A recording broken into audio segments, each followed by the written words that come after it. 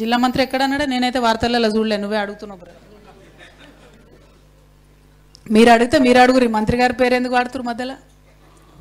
Anyway, విషయం ఏంటంటే అనేక చోట్ల ఎక్కడైతే మన ప్రాజెక్టులు కడతా ఉన్నారో అక్కడ నిర్వాసితులు సఫర్ అవుతున్న మాట వాస్తవం.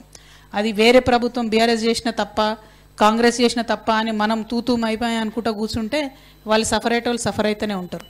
నేను రిక్వెస్ట్ చేసేది అదే జిల్లా మంత్రుల్ని, మీ జిల్లా నుంచే ఉత్తమ్ కుమార్ అన్న కూడా ఉన్నారు, మీ ఉమ్మడి జిల్లా నుంచి కాబట్టి ఆయనను కూడా రిక్వెస్ట్ చేసేది ఒకటే, దయచేసి మీరు ప్రాజెక్ట్ సైట్స్ విజిట్కి పోండి, అక్కడి ప్రజల దుఃఖాన్ని మీరు కళ్ళతో చూడండి, చూస్తే పరిష్కరించాలనేటటువంటి తపన మీకు కూడా రావచ్చేమో అని చెప్పి నేను భావిస్తూ ఉన్నాను. చాలా చాలా కష్టాలలో ఉన్నారు, వాటిని తీర్చండి. మళ్ళీ చెప్తున్నా, నేను తప్పు ఎవరు చేసినా తప్పే, అది బీఆర్ఎస్ చేసినా తప్పే, కాంగ్రెస్ చేసినా తప్పే, జాగృతి చేసినా తప్పే. ఇవాళ బీఆర్ఎస్ తప్పు చేసింది కాబట్టి కాంగ్రెస్ని గెలిపించారు ప్రజలని కాంగ్రెస్ వాళ్ళు చెప్తున్నారు పదే పదే. అట్లాంటప్పుడు వీళ్ళు కూర్చొని వీళ్ళు కూడా తప్పులు చేస్తే వీళ్ళని మార్చి ఇంకొకరిని గెలిపిస్తారు. కాబట్టి ఆ పరిస్థితి తెచ్చుకోకుండా ప్రజా సమస్యల విషయంలో తక్షణమే స్పందించాలని ప్రభుత్వాన్ని కోరుతాం.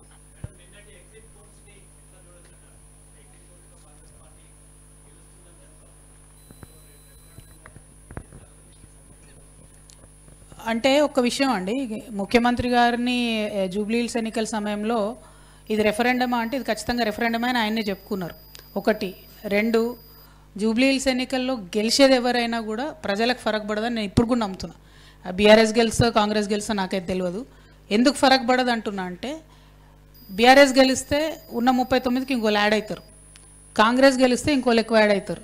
కాకపోతే నక్కలగండి ప్రాజెక్టు పూర్తి కాదు, ఇక్కడ హాస్పిటల్లో ఎంఆర్ఐ మెషిన్ రాదు, 2000 ఉన్న పెన్షన్ 4000 కాదు, ప్రజలకు మాత్రం ఈ సమయత్తు కూడా లాభం జరగదు. సో నేను అనేది ఏంటంటే వాళ్ళకి మంచిగా 15 days ఎంటర్టైన్మెంట్కి సరిపోయింది, బాగుంది. పాలకపక్షం అక్కడనే ఉంది, ప్రతిపక్షం అక్కడనే ఉంది, అందరు జూబ్లీహిల్స్లో ఉన్నారు.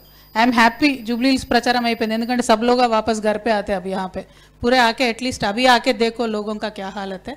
సో ఎవరన్నా గెలవనండి బ్రదర్, ఫరక్ పడేది లేదు. పాయింట్ 1, రెఫరెండం ఇది అని ముఖ్యమంత్రి గారే ఒప్పుకున్నారు కాబట్టి ఆయన గెలిచినా ఓడినా మరి బాధ్యత ఆయన తీసుకుంటాడని నేను అనుకుంటున్నాను.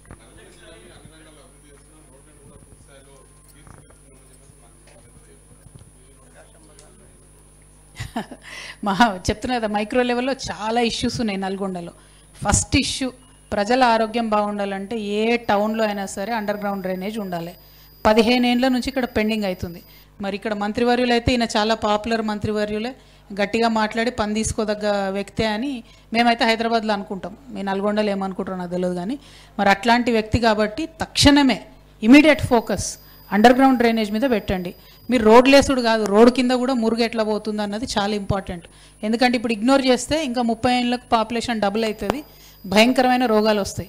కాబట్టి మీరు రోడ్ల మంత్రిగా ఉన్నారు కాబట్టి రోడ్ల కింద వ్యవస్థ ఫస్ట్ బాగా చేసి మీద రోడ్లు వేస్తే బాగుంటుందని నేను కోమటిరెడ్డి అన్న గారిని రిక్వెస్ట్ చేస్తున్నా. అంటే ఇది ప్రజల ఇష్యూ, నా పర్సనల్ ఇష్యూ కాదు, ప్రజల ఇష్యూ కాబట్టి నల్గొండలో డెఫినెట్గా అండర్ గ్రౌండ్ డ్రైనేజ్ ఉండాలి. ఒకటి. రెండు, ఇక రోడ్ల విషయంలో నాకు చాలా విషయాలు తెలిసినాయి. ఇక అది మాట్లాడితే పాలిటిక్స్ అవుతాయి.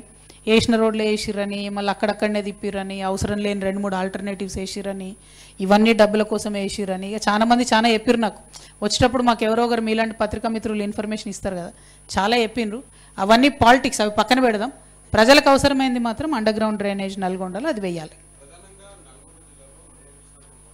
అధికారులు మీ సమస్యలు పట్టించుకోవట్లేదా? నెలల తరబడి మిమ్మల్ని ఇబ్బంది పెడుతున్నారా? మీ సమస్యకు ఎవరు స్పందించట్లేదా? సమస్య ఏదైనా ఎక్కడి నుంచైనా వెంటనే క్యూన్యూస్ కాల్ చేయండి. మీ తరఫున మేం బాధ్యత తీసుకుంటాం. కాల్ చేయాల్సిన ఫోన్ నెంబర్ 8499019921. పబ్లిక్ వాయిస్, సామాన్యుడి ప్రశ్నాస్త్రం. ప్రతి గురువారం ఉదయం 10 గంటలకు మీ క్యూన్యూస్ హెచ్డీలో నవంబర్ 6 నుంచి ప్రారంభం.